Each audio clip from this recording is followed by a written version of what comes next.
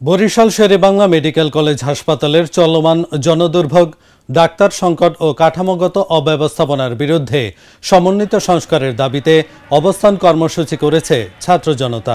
মঙ্গলবার সকালে নগরীর অশ্বিনী কুমার হল চত্বরে সর্বস্তরের ছাত্র জনতার ব্যানারে এই কর্মসূচি পালন করেন শিক্ষার্থীরা। তারা বলেন, শেরেবাংলা মেডিকেল কলেজ হাসপাতাল সহ বাংলাদেশের সব সরকারি হাসপাতালগুলোর অবকাঠামোগত উন্নয়ন, পর্যাপ্ত দক্ষ জনবল নিয়োগ, আধুনিক যন্ত্রপাতি ও ওষুধ সরবরাহ সর্বসাধারণের জন্য সুচিকিৎসা নিশ্চিত করা সহ প্রয়োজনীয় অন্যান্য পদক্ষেপ গ্রহণ করতে হবে। দ্রুত সময়ের মধ্যে এই দাবি বাস্তবায়ন না হলে লাগাতার কর্মসূচির হুঁশিয়ারি দেন তারা। এতে বরিশালের বিভিন্ন কলেজের শিক্ষার্থীরা উপস্থিত ছিলেন। আমাদের দেশের স্বাস্থ্য চিকিৎসা নেওয়া অনেক এক্সপেন্সিভ, অনেক ব্যয়বহুল।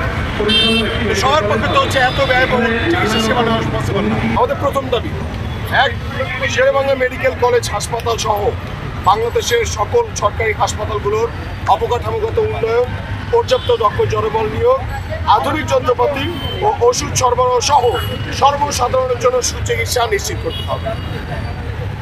আমাদের দ্বিতীয় দাবি, স্বাস্থ্য মন্ত্রণালয় সহ দেশের সকল হাসপাতালগুলোতে দুর্নীতি প্রতিরোধে প্রশাসনিক দক্ষতা বৃদ্ধি, দলীয় লেজুর ভিত্তিক ডাক্তার রাজনীতি নিষিদ্ধ, ডিজিটাল অটোমেশন এবং স্বচ্ছ জবাবদিহিতামূলক টাস্ক ফোর্স গঠন করতে হবে।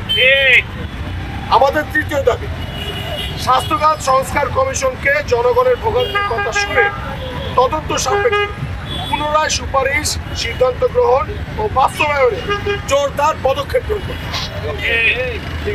আমাদের এই 3 দফা দাবি যতক্ষণ পর্যন্ত বাস্তবায়ন না হচ্ছে, এখানে যারা দেখছেন আমরা প্রত্যেকে ভুক্তভোগীর পরিবারের সন্তান এবং বরিশালের সাধারণ বাসিন্দা, যতক্ষণ পর্যন্ত আমাদের দাবি বাস্তবায়ন না হচ্ছে ততক্ষণ পর্যন্ত আমরা রাজপথে আছি। আমাদের অবস্থান কর্মসূচি চলবে। এখানে কেউ সিঙ্গারা, সমোচা, কেউ 7-Up লোক এখানে আসে, তার প্রত্যেকে তাদের যে কষ্ট, তাদের যে অভিযোগ, হয়রানি, সেই হয়রানির জন্য তারা এখানে আসছে।